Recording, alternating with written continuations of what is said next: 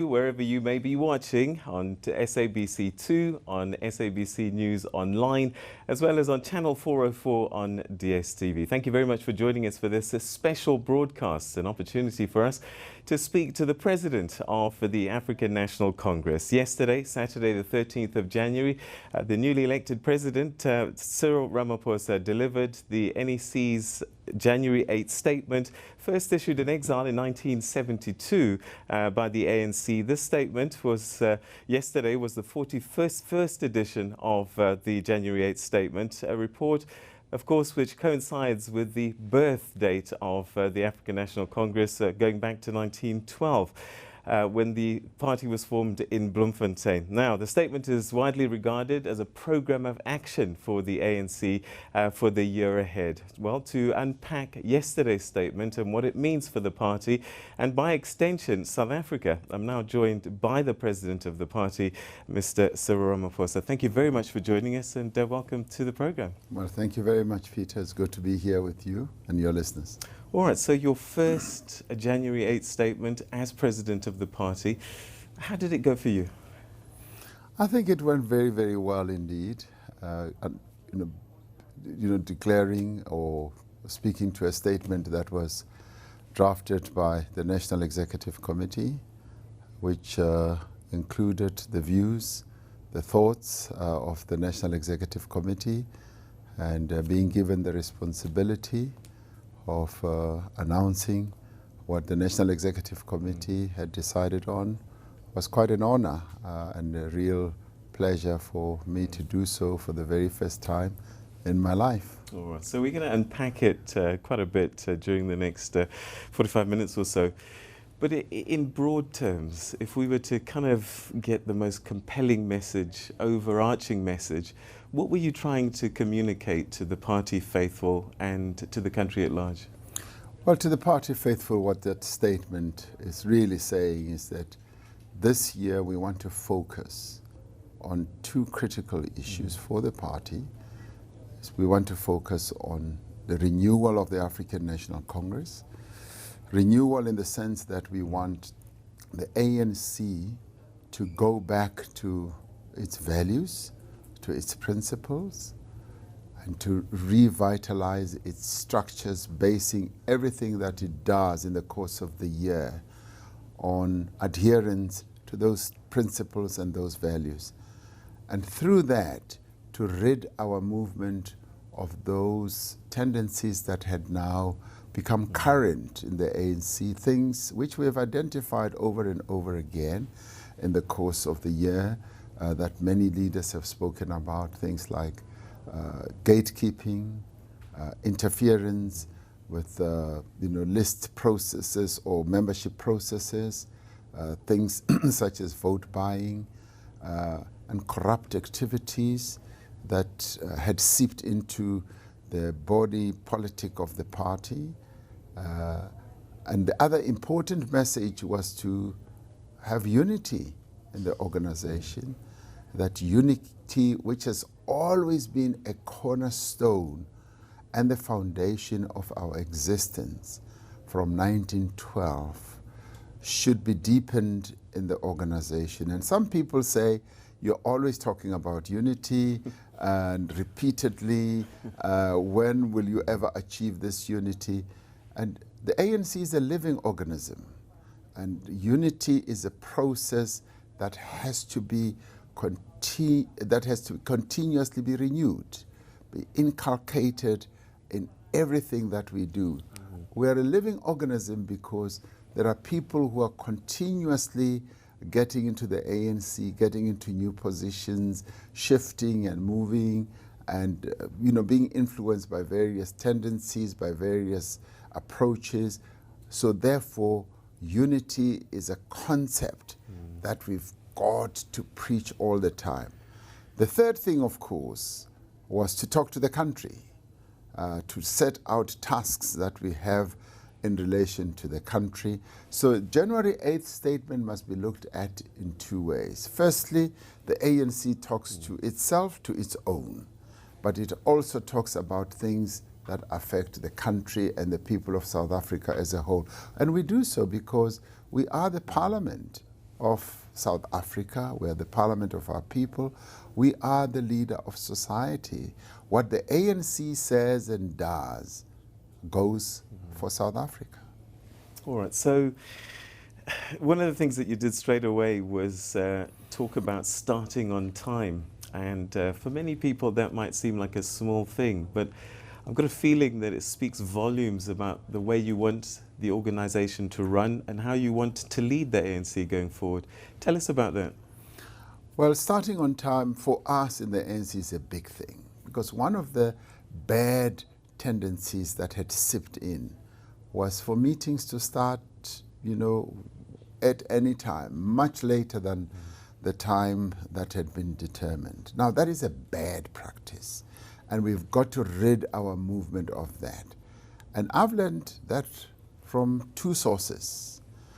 The one source was Nelson Mandela. Nelson Mandela was a stickler for things starting on time.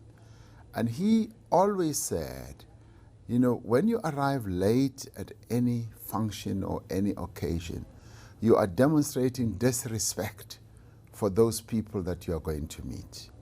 And he says, in life, you must deport yourself in a way where you respect other people as you would like them to respect you. And he would say, imagine you go to a meeting and you wait, and then other people arrive late, and then it is only then that the meeting starts.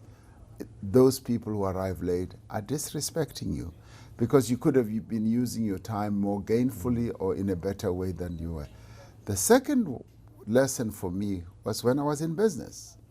In business, the meetings that I attended, board meetings, always started on time. And if the meeting is meant to start at 9 o'clock, people were already seated at 9:15, ready to start with the business of the meeting. And I've seen that in a number of other countries, in China, in Germany, and many other places. Things start on time. And I want us to inculcate this culture and this practice, not only in the African National Congress, but in our country. People always say, in Africa, people will start things at African time.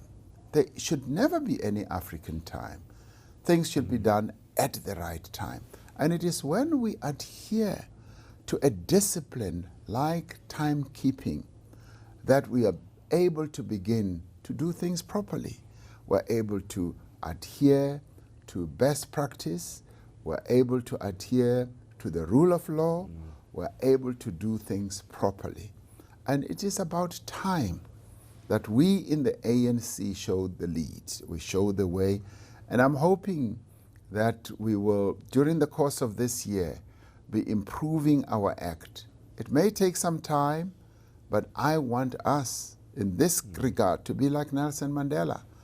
And it is important, as this is the year of remembering Nelson Mandela, that we should. I want to remember Nelson Mandela fondly and kindly by acting in the way that he used to act. All right, so you mentioned the word discipline, and in many ways, a culture is set by its leader. The ANC always talks about this collective leadership, but at some point, the guy in charge must take charge and take responsibility and fall on his sword if things don't work. Has Cyril Ramaphosa been able to set himself up, have the people under your care fallen into line already, or are they supporting you already and recognizing your leadership? We're hearing stories of you having to negotiate with a factional NEC and things like this. And you can't run an organization under those kind of circumstances. Is Cyril Ramaphosa in charge? Well, we have collective leadership in the ANC, but in the end, we have leaders who have been elected. We have a National Executive Committee, and at the head of the National Executive Committee, we have the top 6 officials, and we then have a president. And we are the ones who are supposed to lead, to set the pace, to show example. And already, we have started on a very, very high note. The very first National Executive Committee meeting started on time, dead on time. Tomorrow we're going to have a meeting of the national officials. We will start dead on time at 11 o'clock.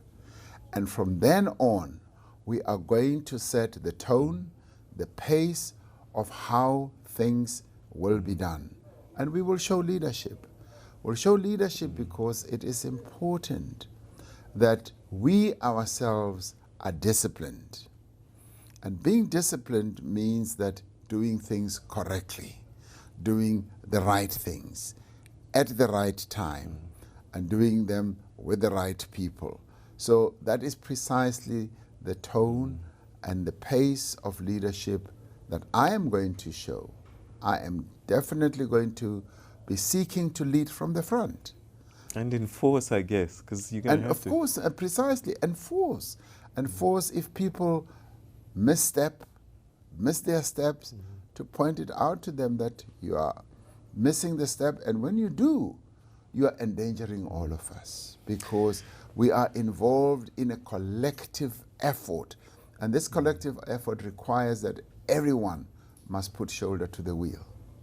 You talked about the ANC needing to reaffirm its values, its principles. It's one thing to say and another to actually do. So you can lay the line. What are you going to do with people that don't go the ANC way? Are you going to throw them out? Well, as I said yesterday as I announced the National Executive Committee statement, we are going to be taking up people who, in their actions, in their speeches, in whatever they do, are going to militate against the unity that we want to achieve. People who are going to militate against the decorum that we want to see achieved in the African National Congress. So yes, we are going to be more proactive. We are not going to be sitting back and watching things as they go wrong. And we will also be seeking to act timeously to correct various bad tendencies. And as I said, the ANC is a living organism. We will forever have people who will do things in a different way. And because we are a living organism that is composed of people who are active, who are robust, who do things in particular ways, we will have our hands full in dealing with people. But what we will do is to make sure that we all adhere to the agreed values, to the agreed norms and standards that we have set up in the African National Congress. Once you do that, then there should never be any debate. Have you been able to identify where things went wrong? Because, I went back to the January 8 statement of 2008, yes, and there was a big paragraph on a call for unity. And as you've said, you've said this time and time again, but everything that you're describing now was happening then. Yes. And I just wonder, because if you're going to fix something, you've got to know why it happens, how it happens, and what you'll do to stop it. Have you been able to identify how this culture came into the organization? Well, this issue of unity, as I was saying, and disunity did not start in 2008. It started in 1912. Even in 1912, soon after the formation of the ANC, the leaders of the ANC were talking about unity. The various presidents of the ANC were grappling with this issue of unity, trying to urge everyone to act in a way that will promote unity. So it's not new. And there are various things and tendencies and cultures that seep in that we've got to address. So you can't really put your finger on what is it that went wrong. What we need to be doing is to address bad tendencies as and when they happen. So unity as a process, you've got to be renewing it on an ongoing basis, identifying bad practices, bad approaches, and when people make statements that will lead to disunity, take them on and correct them and put them back on the road. Why didn't this happen before? Because you've seen things and people have done things, and yet nobody did anything. And now we're sitting with Cyril Ramaphosa saying that he's going to change things, but the history suggests that there's a lethargy when it comes to dealing with people and behaviors. What's going to be different now? Why should we believe you? Well, it's not only what Cyril Ramaphosa is going to do, it's what the ANC is going to do. Many of us, and particularly, this was clearly demonstrated at the conference, this matter was discussed and a decision was then taken. That part of the process of renewal means that we've got to take active steps to do certain things, to stop certain tendencies, and this is going to be a collective effort. It's not going to be like Cyril Ramaphosa stands there as the policeman of the ANC. No. It's the constitution of the ANC that is going to stand out as the policeman or policewoman and say, you have failed to adhere to this standard.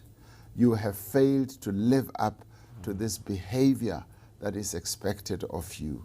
And because of that, we are then going to have this matter dealt with, and in the end, deal with you. And finally, there will be consequences if you do not, and you persist in your behavior of not adhering to what the ANC expects. And this is important because this is what the bad behavior, not adhering to the values of the ANC, the corruption that I said, this is precisely what caused the distance between us and the people of our country. Now, in this new era, there's a fresh air that is breathing in. People are saying, we want to renew our connection with the ANC. And we as the leadership are saying, we want to renew our vows with our support base, with our supporters and our members. And I've met a lot of people who said, we had decided to sit back. Some were saying we were no longer voting, but now we believe that we can now vote. Now we need to exploit that. The only way we can is to make sure that there is behavior that is compatible with what is in our constitution and what we expect and what the public expects of us. Because in the end, the public, our people are the final arbiters on what they expect of us. We should not seek to see ourselves as the arbiters. And that is why that statement that kept coming through from us, that there are perceptions of corruption, was wrong. Because it was our people who were saying, we can see and smell corruption. And we were saying perception. And yet they were the ones who were seeing it. And finally, we've had to own up and said, yes, there has been corruption. So that shows respect to the views and the understanding of our people. And that is what has endeared our people to us. They say, you realize your mistakes and we are prepared to forgive you. All right, so are we going to see no more court cases of ANC versus ANC? Because we're getting the sense, I think, from the public that it looks as if you're outsourcing dealing with internal issues. Yes, we would like to see that being reduced, in fact, eliminated. At the conference, we dealt precisely with this matter, and we said we want to set up a structure within the ANC which will deal with differences before people think of taking each other up in court. And with that, it was a deep realization of the fact that by going to court, you are actually demeaning the ANC brand, because people see us fighting fighting to a point of outsourcing our own ability to resolve our problems internally. And ideally, in any organization, you want to have the ability and the capability to resolve problems internally. And that is what we want to do. So as much as we possibly can, we're going to seek to resolve problems inside the ANC and not outside. All right, we're going to talk about corruption in a short while, but just kind of tying this up, you have all these structures there. You have this body called the Integrity Commission. Yes.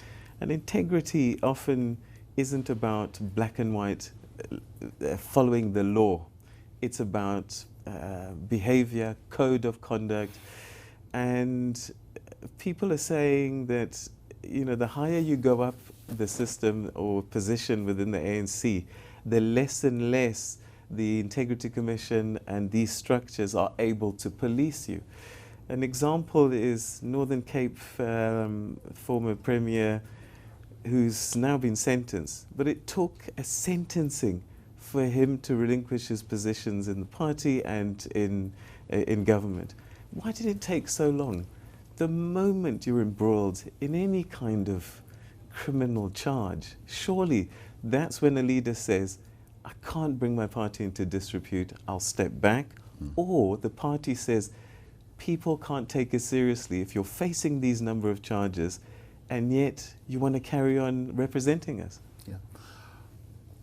The African National Congress is in a process of deepening its own experience and knowledge of all this. Now, clearly, the Integrity Commission was set up with all the wonderful intentions, and in fact, the Gauteng province was the one that took the lead. They set up the first one, and that one is working extremely well.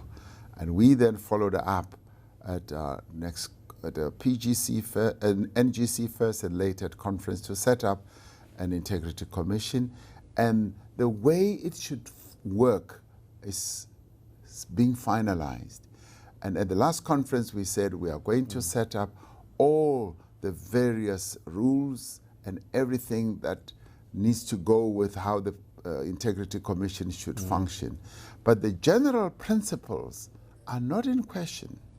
It is just the way it should operate. So the principles not being in question in relation to, if you bring reputation and the image and integrity of the ANC into question, the Integrity Commission should kick in. So we are now going to finalize all that. And we're also going to deal with the interface between the Integrity Commission and the National Disciplinary Committee process. And once that is cleaned up, then the Integrity Commission's task becomes this easy and straightforward one. So by having set it up, we are demonstrating to all and sundry that we are really serious about corruption, behavior that will have a negative impact on the integrity of the ANC, and we are going to deal with it without any fail. So that means that people embroiled in criminal activity, facing criminal charges, are unlikely in the future to continue to represent the party, or that they have to stop until they sort their issues out. Yeah. And even MPs that you deploy in Parliament, you know, you've got people that are convicted of sexual assault on women representing the party in Parliament. Yes. Surely that's not the image you want to portray.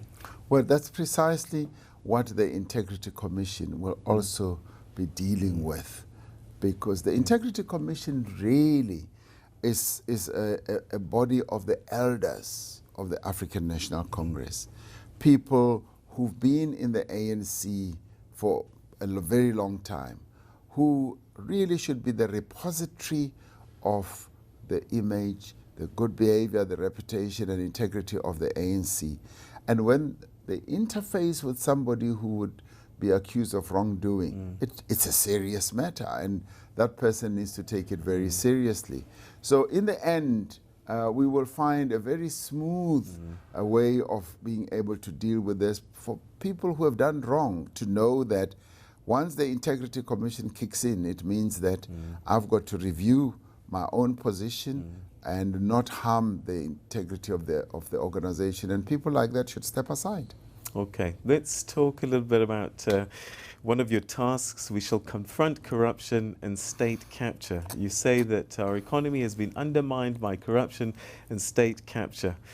This means that this is an accepted position that state capture has happened. What are you going to do about it?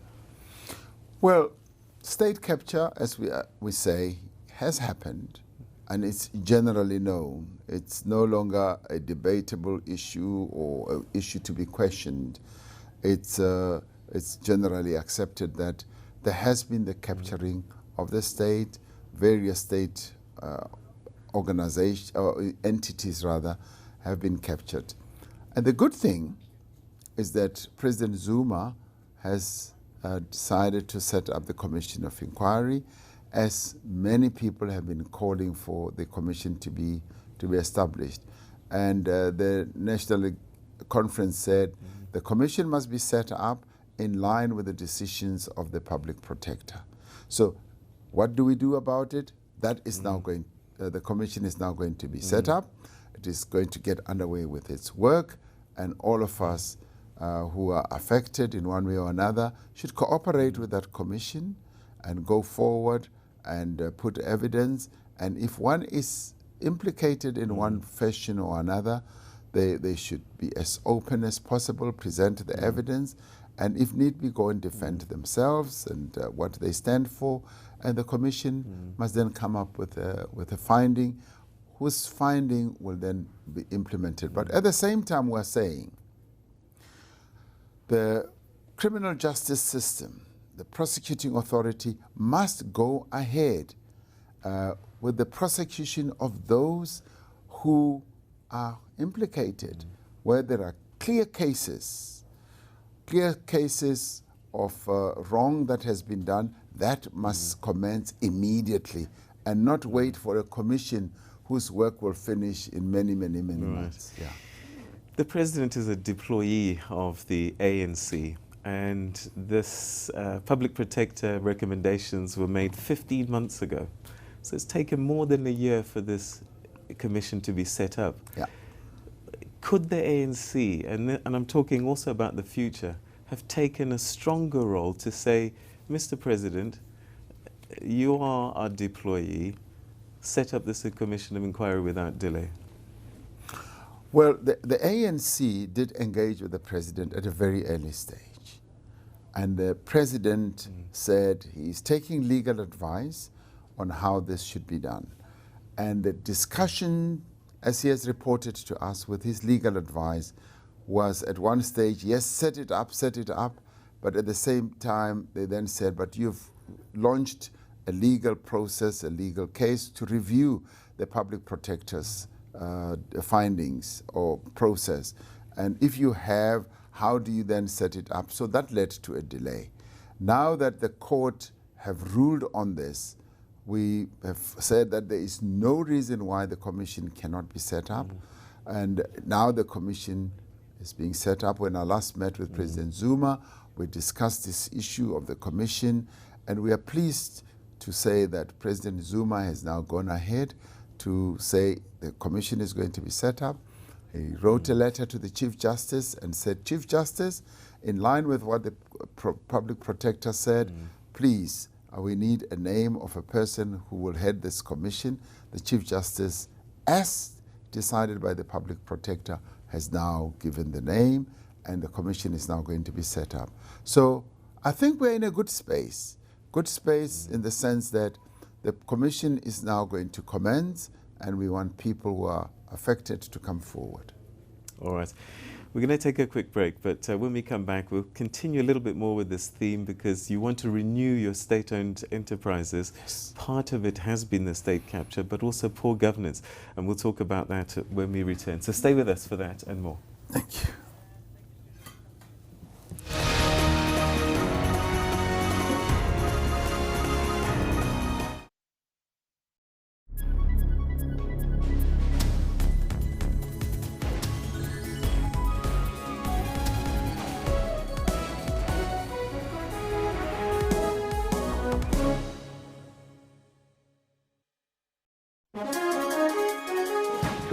human rights and recourse, we will unpack the new traditional court model. The idea of the bill is not to overregulate, to basically set the principles. The most important aspect of this bill is that it understands that customary law by its nature is consensual, that I have a right to affiliate, I have a right therefore to opt in, and I have a right to opt out.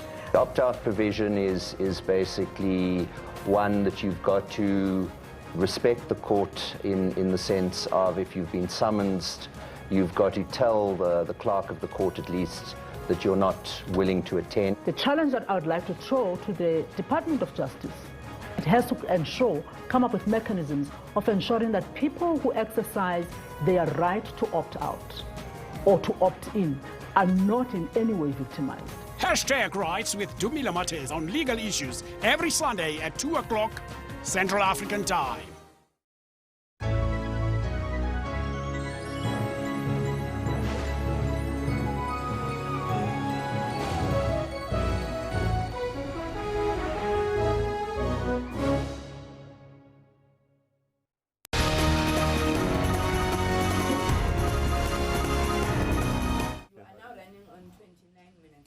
You're joking. I haven't done anything yet. Yeah, he's on 29 Welcome back. minutes. You're still watching this special broadcast where we're having an opportunity to talk to the newly elected president of the African National Congress, Mr. Cyril Ramaphosa. And he's talking to us about his January 8th statement. And in there's some tasks that he set out for the party. And one of them is dealing with state capture and corruption in general and renewing the state-owned enterprises. So let's go to that. The state-owned enterprises, it would appear, and I think there's a general acceptance, that they've been infiltrated by state capturists. Again, this didn't happen quietly. People raised the alarm. Your Deputy Minister of Finance, SABC Jonas, came to the party and says, comrades, this is what happened to me.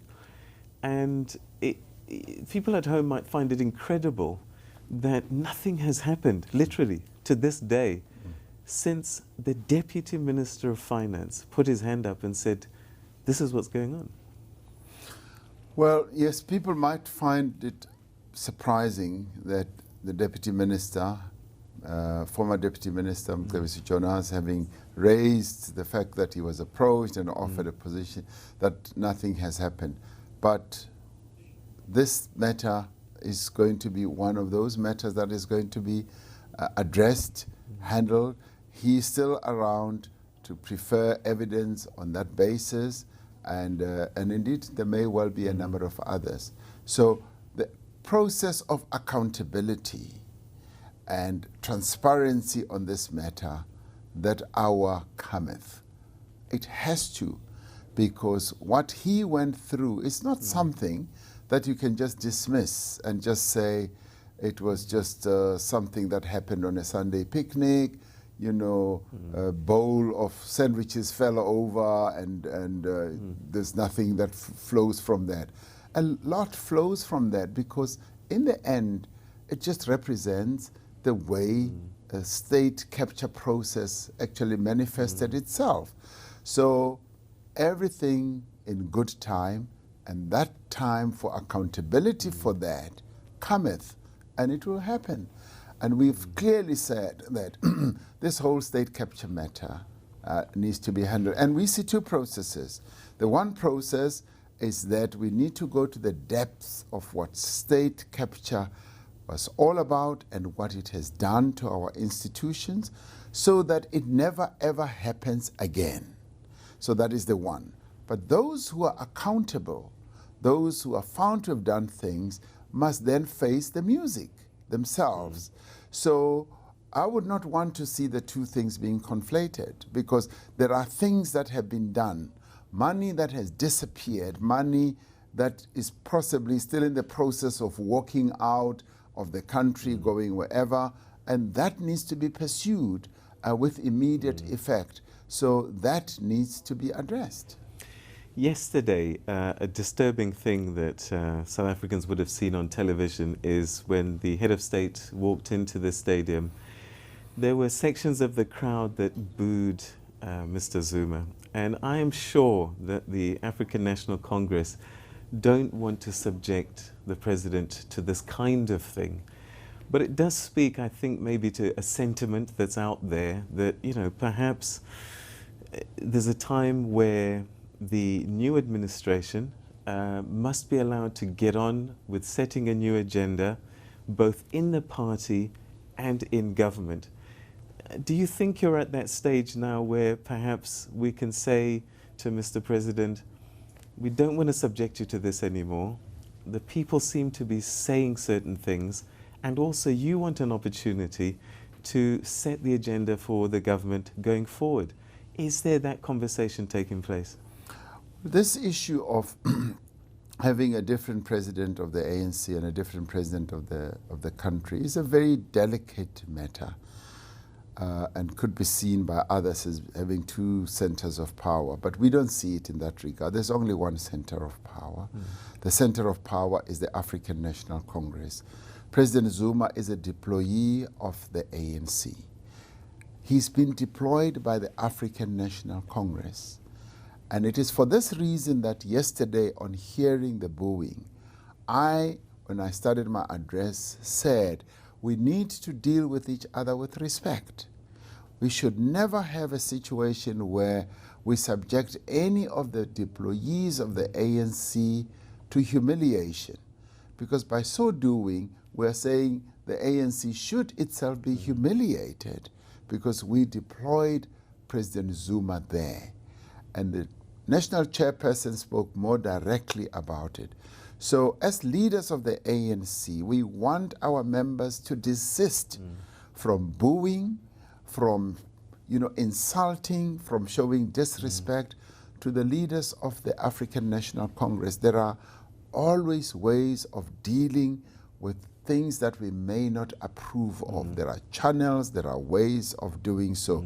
So a public display of disapproval of anyone through booing is something that we want to rid the African National Congress of. We want to get it out of our system. It's un-ANC. Yeah. But coming back to your question more directly, I mean, this issue is being raised by everyone. People are talking about it. And I'm saying, one, we should never, ever humiliate President Zuma. That is the one thing that we are very clear on. He should not be humiliated. He is a deployee of the African National Congress, nor should any leader of the ANC be humiliated for that matter. The other issue that is also important is that the leadership of the African National Congress will deal with all matters and deal with them in the interests of the people of South Africa, be it whoever else's deployment, be it President Zuma's deployment, be it my deployment. It should always be, how do we advance the interests of South Africa, and not how we advance the interests of a particular individual. And we would say we want the people of our country to know that that is the approach we are going to take. We will do everything to advance the interests of the country and leave that matter there. It is a matter that is delicate, that has to be addressed, taking into account the interests of the people of South Africa. All right, perhaps to sort of close up, I'm sure you can feel the expectations of the people and citizens. You're going to Davos soon, and you're going to need to sell the South African story to get us out of junk status, recover our economy. So you have a short window of opportunity, and this is kind of creating a very powerful first impression of the Cyril Ramaphosa presidency.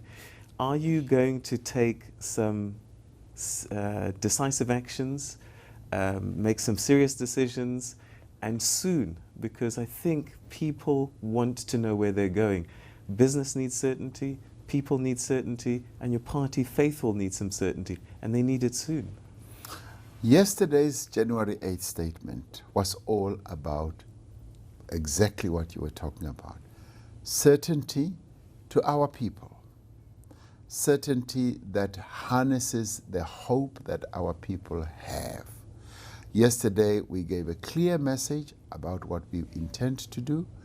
It should also be a message that the business community received very positively, union movement, as well as our broad community. Yesterday's statement was the NEC talking to the people of South Africa, telling them that we are serious about, one, implementing the decisions of our national conference, and that is our starting point. We have a reference point, and the reference point is not whether Cyril Ramaphosa is going to do this or that or that. The reference point is the National Executive Committee has spoken, and the membership has elected a leadership that is meant to execute the decisions that were taken. And that is precisely what we are going to do. And when we do it, how we do it, is a matter that the people of South Africa should have a broad understanding on. And one can understand that people are impatient. People by nature want everything to be done yesterday. And we want us to be a lot more mature, understanding, and knowing that with a clear intent having been declared, with a leadership that has demonstrated that it is prepared to execute the decisions of the conference, give them time, give them space, and strengthen them, and give them the necessary support, knowing that they are not going to take us backwards. And that is the important thing. A leadership that will take us backwards to corruption, to bad behavior, is a bad leadership. We should be supporting a leadership that wants to take us forward and fight corruption, fight bad behavior and tendencies, but also a leadership that wants accountability, because our people want leaders who are accountable. Not only accountable, who are also prepared to take the consequences of what they may have done incorrectly. Mr. President, that's where we are going. We're going to have to leave it there, but thank you very, very much indeed for giving us on the SABC an opportunity to talk to you and unpack this all-important January 8th statement, and we certainly wish you the best of luck, because by default, South Africans are, I suppose, feel the consequences of the choices that you make, good and bad. So thank you very much indeed for your time, sir. Thank you. Thank you, Peter. Thank you. And that's where we're going to have to leave it. That's the President number 14 of the African National Congress talking about the January 8th statement. Go online, read it, discuss it, and understand it, because it does affect you one way or the other. From all of us here in East London, thanks for watching. Have a great day, everybody. Bye-bye.